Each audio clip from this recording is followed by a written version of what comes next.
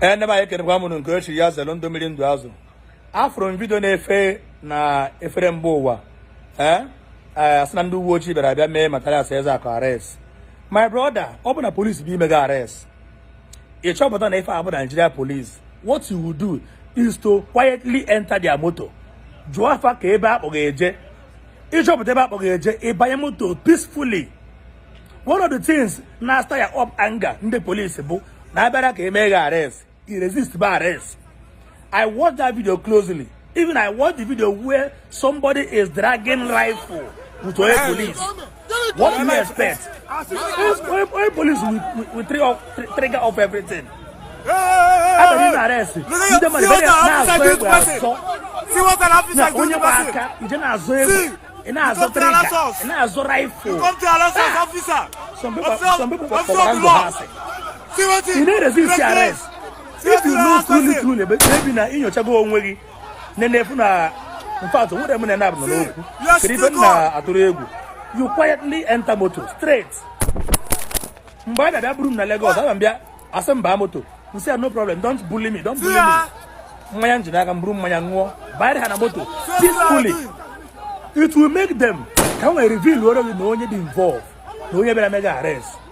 Man, they better make dragging. You know go enter. They will be singing it through that na name with a skeleton na your cupboard. How can I put a name with a skeleton name your cupboard? Why resisting arrest? That is number one. Then number two, let us tell ourselves the truth. Oh, when Mathias Ezeaku was not reality hits you, when reality do this, when reality do this. Or they make people are now going to say, stop saying reality this, reality that, reality this, reality that. All those people that are praising you now saying right on. But that reality make you affect your own family. Those people that say right on will still turn back and do what? And still castigate you. And what is happening now? Even on the live video. People that was meant to comment good. And then I comment to good. Now say, why do you resist arrest? Why are you resisting arrest? Why do you resist arrest? Now they have turned their back, start criticizing. Nobody knows, so they make arrest. If you can quietly move quietly, buy a motor. As long as the hammer were open, non the police, a mega arrest. Fine and good. If I don't do what you who the Jabba Bob name and I beginning the Ocha.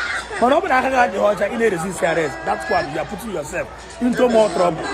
Number two, if you negotiate lose okay. Everybody. Now I'm on with the family. Now you lose okay. Mathias still went there.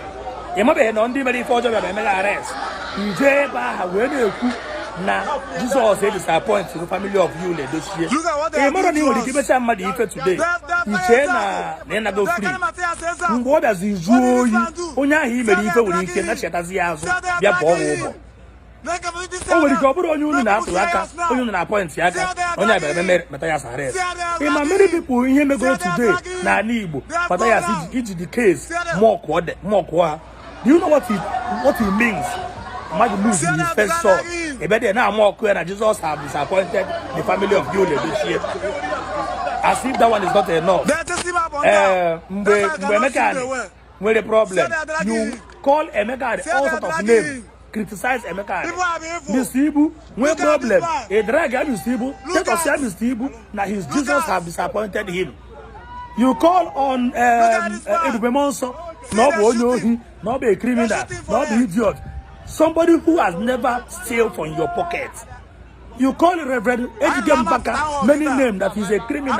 Nobody know he's dripping for his members. Who knows? No under he got allegation.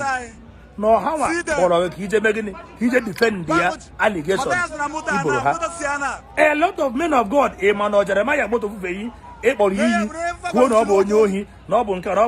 all those people, they might keep your case in a file.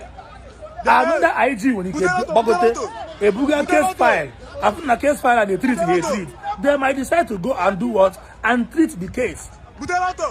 Emmanuel Suleiman, Emmanuel people is stable on their toes. for your arrest. A lot of people, who will come? A lot of people.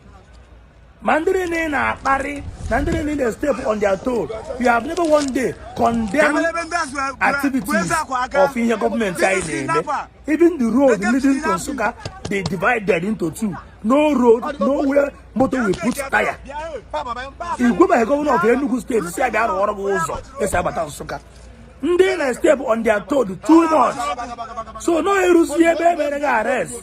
A man on Baka made arrest. A man of Jeremiah made arrest. A man of Abu Apostle made arrest. A man of Yuledoche made arrest. A man of Baby Gobi made arrest. A man of Abu Bamoso made arrest. A man of Woni the Wakata.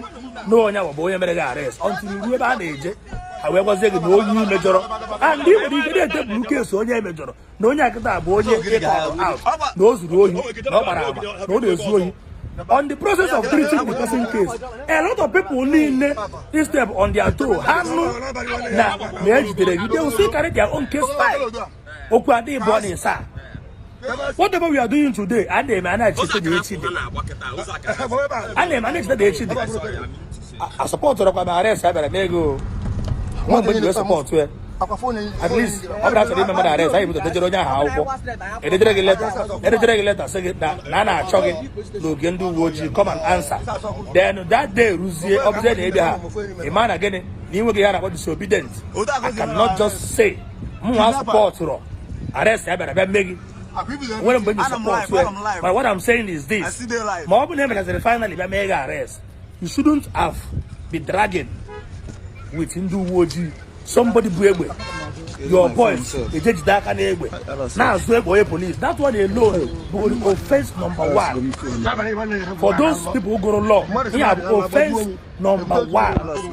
A drag rifle. If able to peacefully, then your men and your contact are getting one. I'm already female. Obli major true. I'm not guess I your mbagara. Because I ain't I cannot just say who am I arrest. Who am I arrest? Who am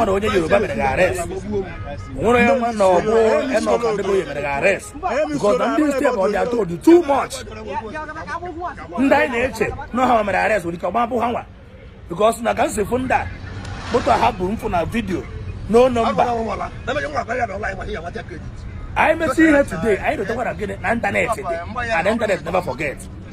Even if you made it for the last 2 years, or put on your national ban, I can have a number. You don't wait on your actually, and no ritual, only was at the beginning. Garigote, I don't know Garigote with the Kabuna, Daginabo, at the Roma, who may pay case file again for your case. Only keep there another problem. I repeat, welcome when you support arrest him. Come and see your chair in your chair.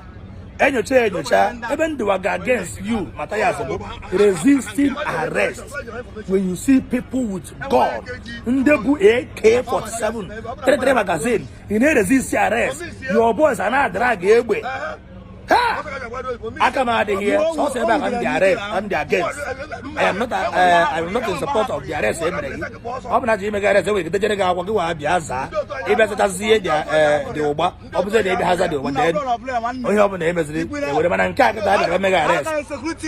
I don't have in support of that. Even against you, resisting arrest of Ndebu AK-47, 33 magazine, dragging rifle with Ndebu.